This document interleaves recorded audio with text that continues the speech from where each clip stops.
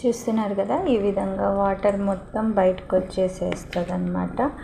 ఇప్పుడు మనము ఇవి డ్రై అయిపోయేంత వరకైనా ఉంచుకోవచ్చు, గట్టిగా వస్తాయి అన్నమాట. అయితే లేదంటే వంపేసైనా చేసుకోవచ్చు.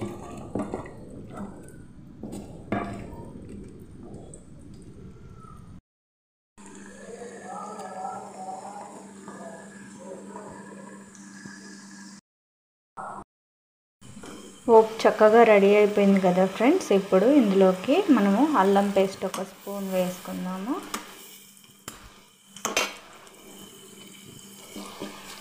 అల్లం పేస్ట్ కూడా పచ్చివాసన పోయేలాగా వేయించుకుందాం. రొయ్యల్ని నీట్గా ఈ విధంగా మనమైతే డ్రై చేసి పెట్టుకోవాలి ఫ్రెండ్స్. ఎంత చక్కగా ఉన్నాయో చూస్తారు కదా, చాలా బాగున్నాయి.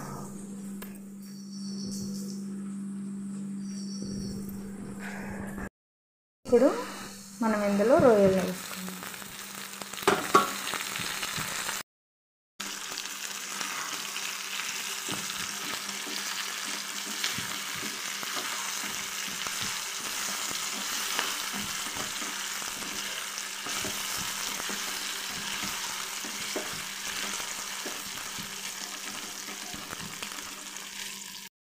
ఇప్పుడు తగినంత కారము ఉప్పు వేసుకున్నాం.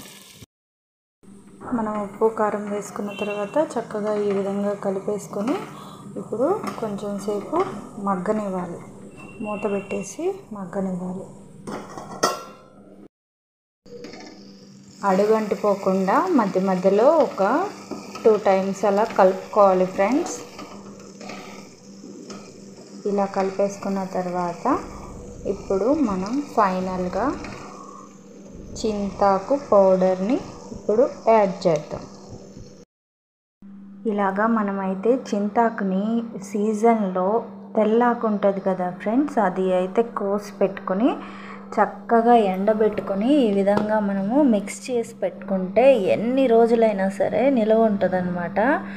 మనం చిన్న చేపలు చేసుకోవడానికి కానీ, చిక్కుడుకాయలోకి కానీ, ఇట్లా రొయ్యల్లోకి కానీ, అసలు చాలా కూరల్లో కూడా వేసుకోవచ్చు. చాలా బాగుంటుంది, ఇది చెడిపోదు, అసలు చాలా పర్ఫెక్ట్గా ఉంటుంది. టేస్ట్ కూడా బాగుంటుంది కర్రీస్.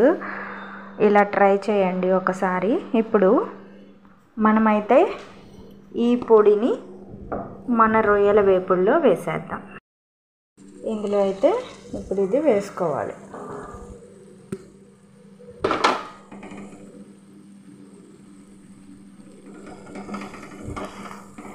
చూడటానికి కలర్ మారింది కదా ఫ్రెండ్స్, చూడడానికి బాగోలేనట్టు అట్లా అనిపించిన కానీ టేస్ట్ అయితే చాలా బాగుంటుంది. కలరు బ్లాక్ షేడ్ వచ్చేసిద్ది అన్నమాట.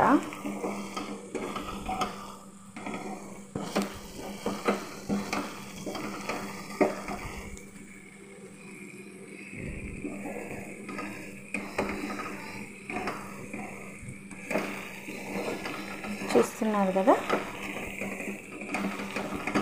ఏంటి ఫ్రెండ్స్, మన రొయ్యలు వేపుడు అయితే అయిపోయింది. చింతాకు రొయ్యల వేపుడు.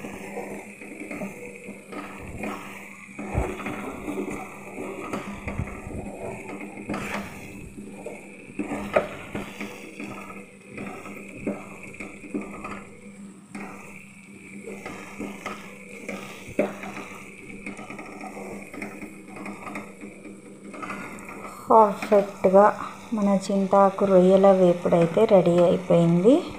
ఒకటి ఫ్రెండ్స్, బ్యాడ్ కొలెస్ట్రాల్ ఉన్నవాళ్ళు తినకూడదు. మామూలుగా హెల్తీగా ఉండే వాళ్ళైతే ఎంచక్కా లాగిచ్చేసేయచ్చు. Okay, thank you.